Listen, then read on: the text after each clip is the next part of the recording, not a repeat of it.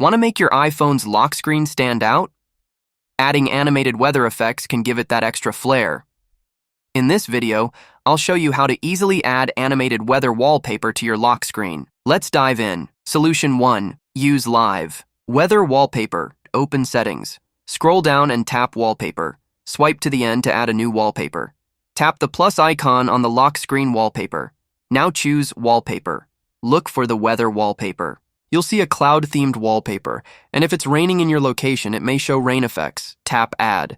Then tap Set as Wallpaper Pair. You can choose to set this for only the lock screen or the home screen if you prefer.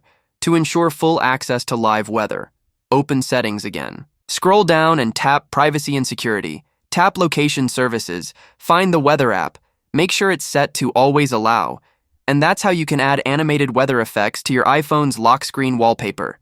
If this video helped, be sure to hit the like button. Have any questions? Leave them in the comments and I'll respond as soon as I can.